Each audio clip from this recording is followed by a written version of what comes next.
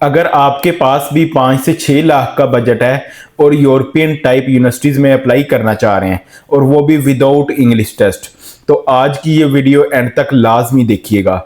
Hair is Asadullah Khan and I am a career counsellor.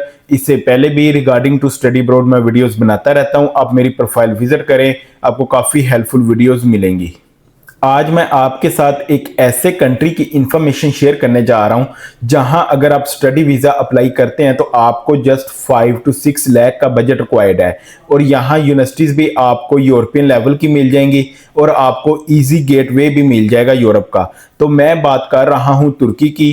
तो तुर्की में अगर आप स्टडी के लिए जाते हैं तो आपको इजी गेटवे भी मिल जाता है यूरोप का, बल्कि स्टूडेंट को जो है वो इटली और जर्मनी की इजी एक्सेस भी मिल जाती है।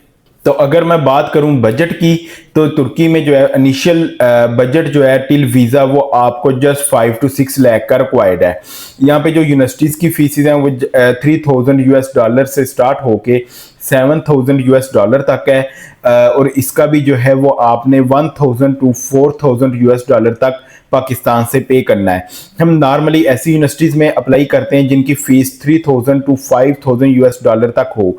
इसमें जो है वो आपका initial deposit just 5 to 6 lakh का बनता है। अगर आप फुल फीस भी पे करते हैं तो भी जो आपका बजट है वो 10 to 15 लाख का बनता है। तुर्की में नॉर्मली यूनिवर्सिटीज़ की एप्लीकेशन फ़ीस नहीं होती, लेकिन कुछ यूनिवर्सिटीज़ जो है वो एप्लीकेशन फ़ीस चार्ज करती हैं, वो भी जस्ट 50 to $100।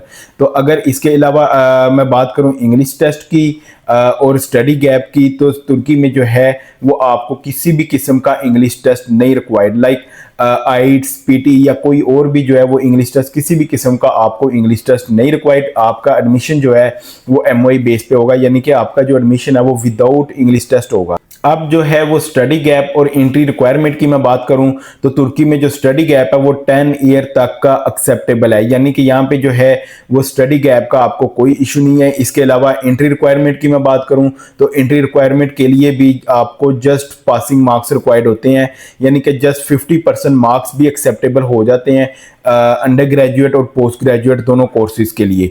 बैंक स्टेटमेंट और वर्क की मैं बात करूं तो बैंक स्टेटमेंट जो है वो जस्ट 20 लाख की रिक्वायर्ड होती है, लेकिन आपका जो बैंक अकाउंट है वो 3 मंथ पुराना होना चाहिए, यानी कि अगर आपका बैंक अकाउंट 3 मंथ से है और ट्रांजैक्शन हो रही हैं तो आप उसमें जो है वो 20 लाख डिपॉजिट करवा के आप इस बैंक अकाउंट को बैंक स्टेटमेंट के लिए यूज़ कर सकते हैं।